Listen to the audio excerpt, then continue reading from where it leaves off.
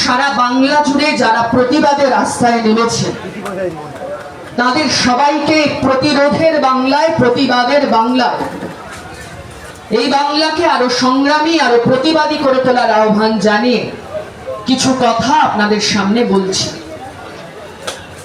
আজকে যখন আমাদের এখানে অবস্থান চলছে, তখন আরেক প্রস্তর নাটক চলছে স্বাস্থ্য ভবনে গিয়ে। আমরা দেখেছিলাম লাইভ স্ট্রিমিং করাতে ভীষণ রকমের আপত্তি দিদিমণি বলেছিলেন নাকি কোর্টের কি সব বারণ টারণ আছে।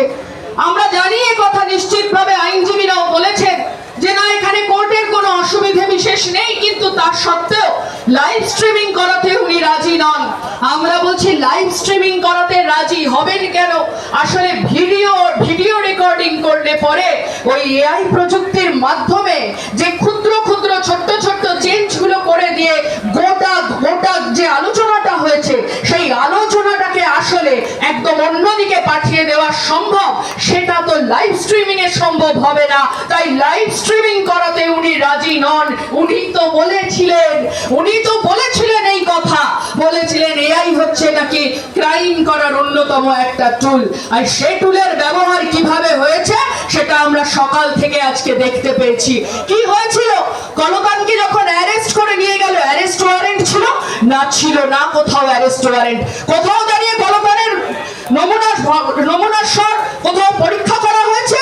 আমরা এখনো পর্যন্ত জানি না কোথাও পরীক্ষা করা হয়েছে কি হয়নি। আমাদের কাছে যা খবর তাতে এখনো পর্যন্ত কলকানের নমুনা কণ্ঠস্বর সেটা পরিষ্কার করা তো হয়নি।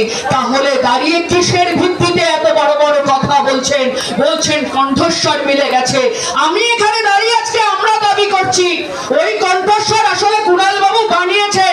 কলকাতা পুলিশকে বলছি, রাজ্যের পুলিশকে বলছি, এর ভিত্তিতে সুও মোটো মামলা করবেন তো? এর ভিত্তিতে সুও মোটো মামলা করে কুণাল ঘোষকে অ্যারেস্ট করবেন তো?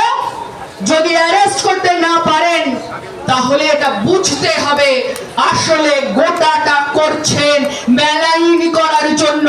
জেনে রাখুন, রাস্তার আন্দোলনকে এত সহজে কোনোদিন মেলাইন করা যায়নি, আর যাবেও না। ওই ক্ষমতা নেই আপনার সরকারের। আজকে গোটা রাজ্যটা রাস্তায় নেমে এসেছে কিসের দাবিতে? বিচারের দাবিতে।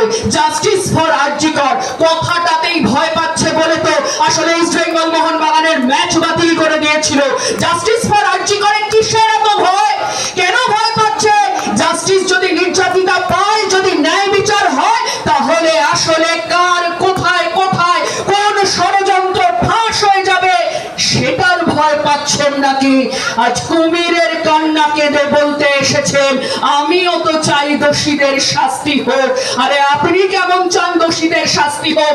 আপনার পুলিশ তো বুঝিয়ে দিয়েছিল, 4 দিন সময় পেয়েছিল, বের করতে পারেনি তো।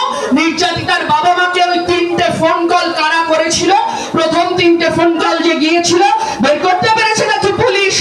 যদি জিজ্ঞেস করি পুলিশকে ওই 3টে ফোন কল কোথায় কারা করেছিল, কারা এভাবে মিসলিড করেছিল, কারা সাজিয়েছিল আত্মহত্যার তত্ত্ব, পুলিশ উত্তর দিতে পারবে? লালবাজারে আমরা প্রায়শই দেখি একজন মহিলা পুলিশ অফিসার বসে বলতে থাকেন নানান কথা। লালবাজারের সপক্ষে পুলিশ প্রশাসন কত ভালো কাজ করছে।